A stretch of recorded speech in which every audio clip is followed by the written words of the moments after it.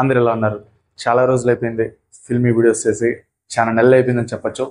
Channel మొదట్లో అయితే మాట్లాడాను, మళ్ళీ మాట్లాడాల్సిన అవసరం అయితే వచ్చింది. ఒక అల్లు అర్జున్ వర్సెస్ పవన్ కళ్యాణ్ ఇష్యూ మీకు తెలుసు, అలాగే రామ్ చరణ్ వర్సెస్ అల్లు అర్జున్ ఇష్యూ మీకు తెలుసు. అన్ని విషయాలు తెలుసు, కానీ దీనికి పరిష్కారం మీకు తెలియదు. బట్ దాని గురించి చెప్పాలంటే ఏ యూట్యూబ్ ఛానల్ కూడా డిస్కస్ జరగట్లేదు. దాని యొక్క పరిష్కారం ఎలా, దానివల్ల ఎవరెవరు బాగా ఎఫెక్ట్ అవుతున్నారు, ఆ ఇష్యూస్ వల్ల ఎవరెవరు ఎక్కువ బాధపడుతున్నారు, వాళ్ళ పేర్లు చెప్పి తర్వాత దీని పరిష్కారం ఎవరు చేయగలుగుతారు, ఎవరి వల్ల ఈ గొడవ మొత్తం సద్దిమణికి మళ్ళీ ముందులో వెళ్ళి సంతోషంగా ఉంటారు అనే దాని గురించి పూర్తిగా ఈ వీడియోలో అయితే చెప్తాను. అల్లు అర్జున్ ఫ్యాన్ కావచ్చు, రామ్ చరణ్ ఫ్యాన్ కావచ్చు, పవన్ కళ్యాణ్ గారి ఫ్యాన్ కావచ్చు, ఎవరు కూడా సరే ఈ వీడియో అయితే మిస్ కావద్దండి. వీడియోని అయితే పూర్తిగా చూడండి. మీరే చెప్తారు, కామెంట్ సెక్షన్లో కామెంట్ కూడా చేస్తారు, అవును బ్రో మీరు చెప్పింది కరెక్ట్ అని చెప్పేసి. ఫస్ట్ ఆఫ్ ఆల్ ఈ ఇష్యూ మొదలైంది పిఠాపురం నుంచి మొదలైంది. పిఠాపురానికి రామ్ చరణ్ వెళ్ళడం, అలాగే అల్లు అరవింద్ గారు వెళ్ళడం, అలాగే చిరంజీవి గారి భార్య అయిన సురేఖ అమ్మ గారు వెళ్ళడం, అందరూ వెళ్ళడం జరిగింది. కానీ మన అల్లు అర్జున్ ఒకరు మాత్రం కర్నూలుకి తన ఫ్రెండ్ స్నేహితుల దగ్గరికి వెళ్ళి ప్రచారం చేయడం జరిగింది. ప్రచారం అంటే ప్రచారం కాదు, గుడ్విల్గా వెళ్ళి కలవడం జరిగింది. దీనివల్ల అప్పటి నుంచి మొదలైంది ఇష్యూ. నిజం చెప్పాలంటే ఒక పవన్ కళ్యాణ్ అల్లు అర్జున్ ఇష్యూ నేను చెప్పను బ్రదర్ అనే అప్పటి నుంచి ఉంది. అప్పుడు ఆయన నేను చెప్పను బ్రదర్ అనడానికి గల కారణాలు ఒక మనసు అనే ఒక ఆడియో ఫంక్షన్ అయితే క్లియర్గా అయితే చెప్పారు. దానికి చాలామంది అయితే ఓకే అనుకున్నారు. మళ్ళీ మన అల్లు అర్జున్ గారు నటించిన ఒక సినిమా ఈవెంట్కి మన పవన్ కళ్యాణ్ రావడం, ఆ ఈవెంట్లో వాళ్ళిద్దరు కలిసి ఉండడం ద్వారా కొంచెం గొడవలు అంతా సర్దుమణిగాయి, ఫ్యాన్స్ మధ్య వార్స్ అనేవి సర్దుమణిగాయి. కానీ ఇప్పుడు మళ్ళీ లేసాయి ఆ ఇష్యూ వల్ల. ఇప్పుడు వాస్తవానికి వెళ్తే మన అల్లు అర్జున్ గారు ఒక గుడ్విల్ నేచర్తో వెళ్ళారు అక్కడికి వెళ్ళి కలవడానికి. అక్కడ డ్రెస్ పిలవకుండా ఉంటే బాగుండేదేమో, జనాలు పిలవకుండా ఉంటే బాగుండేదేమో, డ్రెస్ పిలిచినా సరే క్యాజువల్ మీట్లా ఉండింటే సరిపోయేదేమో అనిపించింది. కొంచెం మనోభావాలు దెబ్బతిన్నాయి మెగా ఫ్యాన్సీ. అరే మా హీరోకి సపోర్ట్ చేయట్లేదు కదా, నువ్వు కూడా మా హీరోనే కదా, ఇక్కడ లేవు అని చెప్పేసి. వీళ్ళ బాధ కరెక్టే, ఈయనకంటూ స్వాతంత్రం ఉంది కదా, ఈయన ఇష్టం కదా, ఈయన ఎవరి సైడ్ అయినా ఉండొచ్చు కదా అని వీళ్ళ ఫ్యాన్స్ యొక్క వాదన, వీళ్ళ వాదన కరెక్టే. కానీ మధ్యలో సఫర్ అయ్యే క్యాండిడేట్స్ కొంతమంది ఉన్నారు. కానీ నిహారిక మన ఒక ఇంటర్వ్యూలో అయితే కరెక్ట్గా అయితే చెప్పింది. మా నాన్న అయితే తొందరగా రెస్పాండ్ అల్లు అర్జున్ గురించి అలా చెప్పారు, కానీ ఎవరి స్వాతంత్రం వాళ్ళది కదా అని చెప్పేసి నిహారిక అయితే చాలా పద్ధతిగా అయితే చెప్పింది. దాంట్లో వేరే డౌటే లేదు. కానీ దీనివల్ల ఎక్కువ సఫర్ అయ్యే క్యాండిడేట్స్ వచ్చేసి ముఖ్యంగా నిర్మాతలు. వీళ్ళ సినిమా రిలీజ్ అయినప్పుడు, పుష్ప 2 సినిమా రిలీజ్ అయినప్పుడు వాళ్ళు ఎక్కువ నెగిటివ్ పబ్లిసిటీ చేస్తారు. మెగా ఫ్యాన్స్ యొక్క సినిమా రిలీజ్ అయినప్పుడు అల్లు అర్జున్ ఫ్యాన్స్ ఎక్కువ నెగిటివ్ పబ్లిసిటీ చేస్తారు. దీనివల్ల ప్రొడ్యూసర్స్ అనే వాళ్ళు చాలా ఎఫెక్ట్ అవుతారు. అలాగే చిరంజీవి గారు కూడా చాలా ఎఫెక్ట్ అవుతారు. ఎందుకంటే అల్లు అర్జున్ ఎప్పుడులాగా కొడుకులానే ట్రీట్ చేస్తారు చిరంజీవి గారు. మొదటి నుంచి కూడా ఎంతో కొంత బాధ ఉంటుంది మనసులో ఇలా జరుగుతూ ఉండడం. అలాగే అల్లు అరవింద్ కూడా రామ్ చరణ్ని ఎప్పుడు కొడుకులాగే ట్రీట్ చేస్తారు. ఆయన కూడా ఎంతో కొంత మనసులో అయితే బాధే ఉంటుంది. ఆ బాధ వాళ్ళు బయటికి చెప్పుకోలేరు. వాళ్ళ వయసు రీత్యా, వాళ్ళు ప్రజెంట్ ఉన్న సిచ్యువేషన్ రీత్యా ఆ బాధలను అయితే వాళ్ళు బయటికి చెప్పలేరు. కానీ వాళ్ళకైతే కంపల్సరీ బాధలు ఉంటాయి. వాళ్ళైతే చాలా అంటే చాలా ఎఫెక్ట్ అవుతూ ఉంటారు. ఇకపోతే ఈ గొడవలను సద్దిమణిగించే కెపాసిటీ ఎవరికి ఉంది అని ఆలోచిస్తే ముందు ఒక మాట చెప్పాలి. రామ్ చరణ్ ఫ్యాన్స్, అల్లు అర్జున్ ఫ్యాన్స్ మీరైతే గుర్తుపెట్టుకోండి, ఈ ఇద్దరు హీరోలుగా వచ్చిన కొత్తలో ఎంతో నెగిటివ్ పబ్లిసిటీని ఎదుర్కొన్నారు. ఎంత నెగిటివ్ పబ్లిసిటీ అంటే ఒక రూపం గురించి కావచ్చు, యాక్టింగ్ గురించి కావచ్చు, స్టైల్ గురించి కావచ్చు, ఒక పాజిటివ్ వచ్చిన దానికంటే 99% నెగిటివ్ వచ్చి 1% పాజిటివ్ వచ్చి, అలాంటప్పుడు అందరూ కలిసికట్టుగా ఉండి వీళ్ళిద్దరిని ఈరోజు నేషనల్ స్టార్స్ని చేశారు, గ్లోబల్ స్టార్స్. అలాంటిది మీరందరూ ఒకరి ఇళ్లను తగ్గించడం వల్ల మీ కుటుంబమే డౌన్ అవుతుంది.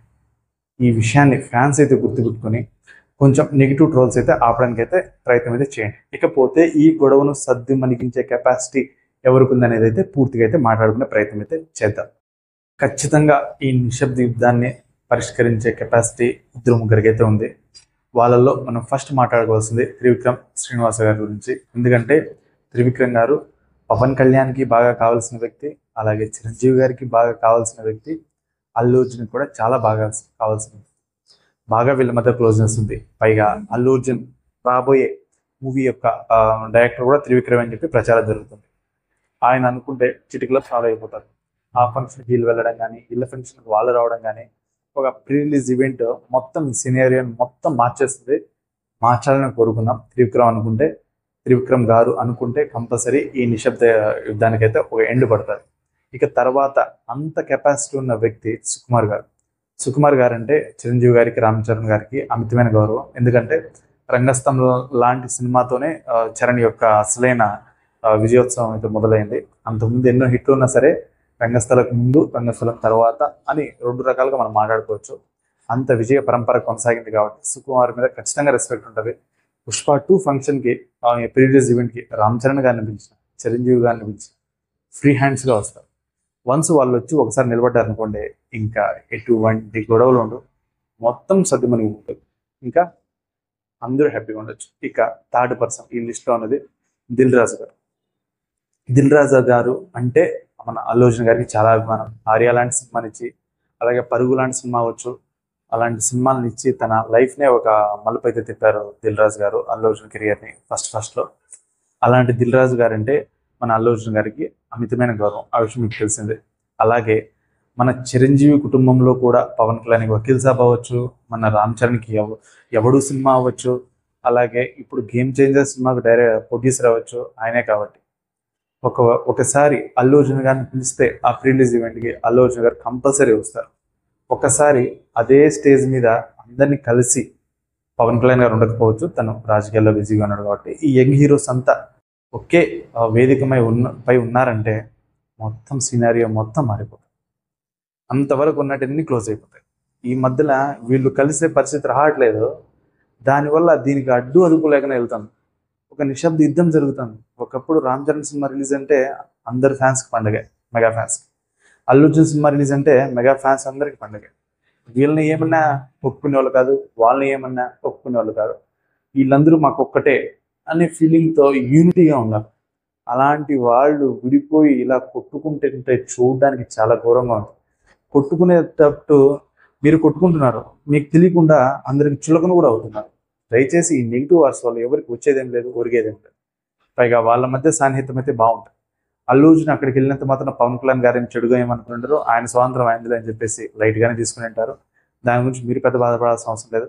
అలాగే అల్లు అర్జున్ గారు మరి రేపు మనం పిఠాపురం ఒకసారి వెళ్ళింటే బాగుండే అని ఆయన మనసులో ఆయన కంపల్సరీ అనుకుని ఉంటారు. దాంట్లో అయితే వేరే డోకానే లేదు. వాళ్ళంతా కలుస్తారు ఒకసారి. అప్పుడు ఈ నెగిటివ్స్, మనం నెగిటివ్ వాళ్ళందరం మీరు నెగిటివ్ చేస్తారు కదా బ్యాచ్ అంతా, మీరే బాధపడుతుంది. ఎందుకంటే వాళ్ళు కలిసే రోజు అయితే నాకు తెలిసినంత వరకు కమింగ్స్ తొందరలోనే ఉంది. త్రివిక్రమ్ గారు అనుకున్న, సుకుమార్ గారు అనుకున్న, దిల్ రాజు గారు అనుకున్న మొత్తం అందరూ కలిసిపోతారు. ఇదైతే పక్క. వీళ్ళు ముగ్గురు కలిసి ఆ ఫ్యామిలీని ఒకటి చేసి మళ్ళీ ఇండియాలోనే నెంబర్ 1 ఫ్యామిలీ అంటే మెగా ఫ్యామిలీనే. ఒక ఫ్యామిలీ పరంగా చూస్తే స్టార్స్, ఒక ఫ్యామిలీ నుంచి వచ్చిన వాళ్ళు అంతమంది స్టార్స్ అవడం అనేది ఒక మెగా ఫ్యామిలీకి సాధ్యమైంది. మళ్ళీ అలాంటి నెంబర్ 1 మెగా ఫ్యామిలీ నెంబర్ 1గా కలిసి ఉండాలని మనస్ఫూర్తిగా అయితే కోరుకున్నాం. ఇలాంటి నాలెడ్జ్, ఇన్ఫర్మేటివ్ వీడియోస్ అయితే మన ఆల్-ఇన్-వన్ గడికోట ఛానల్ అయితే రెగ్యులర్గా వస్తూ ఉంటాయి. దయచేసి చూసే ప్రతి ఒక్కరు మన ఛానల్ అయితే సబ్స్క్రైబ్ చేయండి, మన వీడియోస్ని లైక్ చేయండి, షేర్ చేయండి. ఇలాంటి వీడియోస్ రెగ్యులర్గా వస్తూ ఉంటాయి, మిస్ అవ్వకండి. మళ్ళీ మరొక మంచి వీడియోతో కలుద్దాం. అంతవరకు బాయ్.